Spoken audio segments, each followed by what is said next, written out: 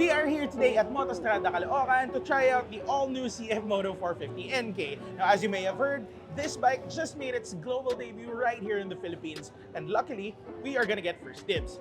So we're gonna ride these babies out all the way up north, all the way to Subic, and later on, we're gonna show you our first impressions. And of course, we're gonna do a quick walk around, well, a proper walk around later, better than what we did during the launch. So, we'll catch you guys later.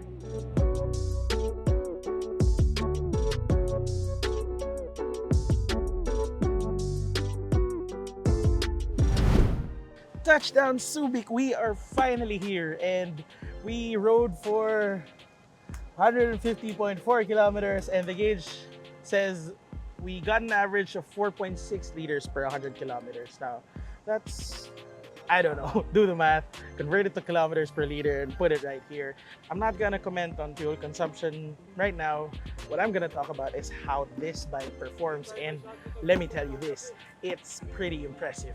For a bike at this price point, this light, it's really just an impressive motorcycle. The twin-cylinder engine is just smooth. It accelerates smoothly whether you're in traffic or you're at speed on the highway, and it cruises at 100 kilometers per hour with ease. That's something that most entry-level bikes, the single-cylinder ones, can't exactly do. Well, they can, but it's not as smooth as this one. You're at under 5,000 RPM when you're at 100 kilometers per hour, so no problem keeping up with the big boys when you're riding within the limit on the freeway. Unfortunately though, we only rode this mostly on the expressway. 150 kilometers on the road, 99% of which was probably on NLEX and SETEX, so I can't tell you just yet how well this handles on twisties, on Marilake for example, but it is pretty light, and I'm pretty sure it's gonna be very easy to maneuver on winding roads. So we're just gonna take a break, and we'll talk more about this bike later and do that proper walk around that we promised you guys. We finally have some me time with the all-new CFMoto 450 NK. So let's talk about the design. This was something we didn't get to dive deeper into during the launch. So it looks like still an NK. It has that NK styling, but it just looks more modern. It looks sharper now. As you can see, it has this Y-shaped headlight up front, but what's really cool here is that that same design pattern, it's mimicked here on the fairings. Up front, you have this nice plastic fairing on the fender, and it also adds to the aggressive design of the NK. And here at the back, you also have reworked fairings. This one's in a single seat configuration, but judging by these foot pegs, you can probably put something here too.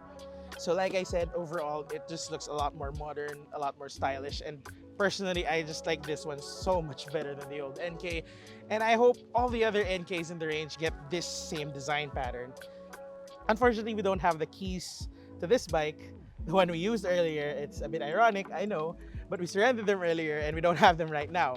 What I can tell you is that this new instrument cluster is a lot better than the old one, and it's as impressive as the bike itself. It has all the information you need in a one go. You have the odometer, the trip meter, the fuel consumption gauge, and it displays the revs and the speed quite clearly.